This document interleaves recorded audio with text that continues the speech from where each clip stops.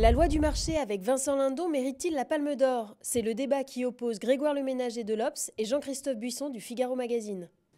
Alors, la Palme d'Or, ça me paraît assez peu probable et difficile quand même quand on voit cette année pour le niveau du Festival de Cannes. On a quand même quelques films qui, à mon avis, sont supérieurs à la loi du marché en termes de mise en scène, de direction d'acteurs, de qualité narrative. Par exemple, évidemment, Sicario de Denis Villeneuve. Je pense que c'est en termes d'ampleur cinématographique, c'est bien au-dessus de la loi du marché. Mais c'est un film que j'ai trouvé absolument remarquable, avec Lindon exceptionnel. À mon avis, Lindon, en termes de prix d'interprétation, est tout à fait un candidat possible et légitime. Et puis la Palme d'Or, quand on songe que les Dardennes l'ont eu 2 fois, pour un film sur une thématique à peu près semblable. Si ce film-là a la Palme d'Or, ça serait accréditer cette idée qu'il faut absolument mettre le prix à des films, des drames sociaux, un petit peu sur des sujets très difficiles. Même vous avez quand même des drôles d'arguments quelquefois, parce que dire ce film mérite une récompense parce qu'il ressemble aux Dardennes qui ne la méritaient pas, parce que, enfin bon, c'est un peu tordu quand même comme raisonnement. Oui, mais non, ce que je veux dire, c'est que ce film tire plus vers le documentaire que le film des Dardennes, pour le coup. Même si vraiment il a une qualité cinématographique réelle, mais on est quand même dans ce domaine-là. D'ailleurs, le chef-op est un spécialiste des documentaires. Les acteurs qui jouent avec Lindon ne sont pas des professionnels. Donc il y a ce côté quand même il y a une dimension documentaire moins cinématographique que les Dardennes. Chez les Dardennes, voilà. Où il y a une dimension symbolique plus forte. Plus lourde. Plus lourde, pas forcément, ça dépend, mais en tout cas, pour le coup, une sorte il y a une sorte de transcendance qui pèse sur les films des Dardennes, alors que là, on est vraiment dans une forme d'horizontalité en permanence. C'est un film effectivement remarquable, extrêmement bien maîtrisé. Lindon est formidable, et pas seulement parce qu'il a une magnifique moustache. Voilà, et c'est un film qui nous raconte l'histoire de ce personnage, joué par Vincent Lindon, apparemment le seul acteur professionnel dans tout ça, qui est un type au chômage. Ça démarre sur une scène, tout est en plan fixe, donc il y a un côté très, très austère. Et très séquencé. Et très séquencé, donc il y a en gros, on nous montre des scènes de sa vie, quoi. Et le fil qui relie toutes ces scènes n'est pas toujours explicité. Enfin, et l'histoire de Lindon, c'est celle d'un chômeur. Ça démarre sur une scène d'ouverture qui est vraiment magistrale, où il est face à un malheureux conseiller de Pôle emploi qui lui explique qu'en gros, il n'aurait pas dû suivre la formation qu'on lui a recommandée de grutier parce que ça ne donne pas de boulot. Le malheureux Lindon est en face et bégayé qu'on lui a dit de faire cette formation et que. Donc il a perdu son temps. Voilà, et il s'énerve un peu, et en même temps. Et il finit, et il se retrouve de nouveau au chômage, et après il passe des entretiens par Skype qui sont assez formidables aussi. Tout ça en plan fixe. On le voit essayer de vendre son mobil-home parce qu'il est à court de pognon, parce qu'il a un fils handicapé. Bon, alors ça charge un petit peu la barre, un peu inutilement, même si le film n'appuie pas là-dessus, ne tire pas ce film-là.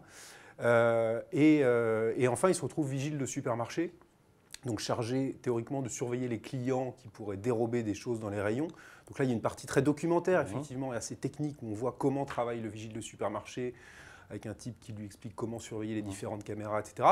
Et puis petit à petit, il se rend compte qu'il est chargé de surveiller les clients, mais il est aussi beaucoup chargé de surveiller de fliquer les caissières qui sont là, qui sont susceptibles de dérober non, mais pas beaucoup. Là, vous commencez à le tirer vers une dénonciation. Je vous vois venir une dénonciation de ces entreprises qui surveillent leurs salariés en permanence, flicage. Oui, mais il y a quand même ça. Il y a un peu de ça, mais c'est pas le cœur du film. Le cœur du film, c'est ce destin, c'est cette dignité de cet homme qui, à un moment donné, mais son métier, c'est pas de surveiller les caissières, il gère les caméras qui surveillent l'ensemble. Il se compromet dans un système. Après, on lui demande de témoigner et qu'à l'écran, il a bien vu telle ou telle personne, des clients ou les caissières, faire. Ce sont des pauvres gens en général. Faire un geste malhonnête, qui sont des gens comme lui. Donc lui-même qui est un pauvre monsieur. Mais ça tire pas trop vers ça, justement. Ça ne politise pas tant que ça le film, parce qu'il nous décrit la société telle qu'elle est, la violence sociale qui existe, et qu'on soit au chômage ou dans une entreprise, effectivement, et dans les rapports humains. Il nous décrit la loi du marché et ce qu'elle produit sur les gens. Il nous décrit la loi des hommes. Il nous décrit la loi des hommes qui vivent dans une entreprise, dans une économie qui est ce qu'elle est aujourd'hui, et qui est quand même meilleure qu'une économie socialiste, par parenthèse. Mais effectivement, il y a une violence qui existe. Mais en même temps, En même temps, il y a une universalité, parce que la scène, par exemple, où il est avec sa conseillère bancaire, c'est une scène qu'on a tous vécue. On a toujours une forme d'humiliation quand on va à la banque, mais qu'on soit à 1 000 € par mois ou à 100 000 € par mois, ce qui n'est quand même au niveau de Cannes, il y a, il faut préciser. Donc c'est pour ça que je trouve qu'il n'a pas... Vous êtes très mal payé au Figaro Magazine, finalement. Il ne s'est pas politisé comme il aurait pu le faire, comme les Dardennes l'auraient fait avec lourdeur. Il reste à ce constat documentaire. Les Dardennes n'ont pas du tout cette lourdeur-là, et en particulier d'un point de vue politique. Enfin, ce film, me semble-t-il, est au moins aussi politique que les films des frères Dardenne, dans sa mise en cause de ce qu'il appelle, de ce que le titre appelle la loi du marché, et donc des effets d'un libéralisme assez violent, assez sauvage. Et ce pauvre Vincent Lindon, c'est un représentant typique de ce que M. Vauquier appelle le cancer de l'assistanat, quoi. C'est ça? Non, pas du tout. Mais si, bien sûr. Pas du tout. Bien sûr que si. Encore une fois, c'est un constat des rapports humains tels qu'ils existent dans une société évoluée qui est la nôtre. Ce n'est pas une question de libéralisme, c'est que les hommes se comportent comme ça entre eux dans le domaine social, politique, économique. Vous allez dans n'importe quel groupe, n'importe quelle communauté humaine, il y a ce type de rapport hiérarchisé de puissance, de pouvoir, d'honneur, de sacrifice, à un moment donné, de dignité, ce qu'il est du début à la fin du film, c'est ça qui est formidable. Et après, vous pouvez le tirer vers une critique sociale, si vous voulez, mais je pense que ça va au-delà. Il y a vraiment une dimension universelle, grâce notamment à l'interprétation de Lindon, qui est vraiment prodigieux. D'accord, si vous voulez, il y a évidemment une dimension universelle, sinon on ne serait pas là à dire tous les deux que ce film est remarquable. Il faut que ce soit très universel pour qu'on soit d'accord sur ce point. On ne dit pas pour les Dardennes. Il faut que ce soit très universel pour qu'on soit d'accord sur ce point. En revanche, là où moi je ne vous suis pas, c'est que ce film a vraiment une dimension très très contemporaine. Et cette violence des rapports humains, elle s'incarne ici. Elle est neutre. Vous dites que c'est une dénonciation. Moi je dis que ce n'est pas une dénonciation, c'est un constat. Oui, d'où le titre d'ailleurs. Je n'ai pas dit que c'était un film militant, mais c'est un film qui dénonce la forme très glacée que peut prendre cette violence contemporaine. Il la montre.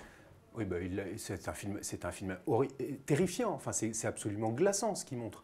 La mise en cause de la langue de bois managériale, la façon dont le gérant du supermarché, qui n'est pas un méchant homme, ce n'est pas un méchant homme le gérant du supermarché, mais il fait son job. Et son job le rend abject. Et lui fait faire un discours de langue de bois pure quand son employé part à la retraite.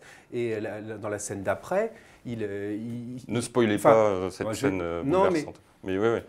C'est un film absolument glaçant tout de même sur les effets du libéralisme dans notre société. Je suis désolé.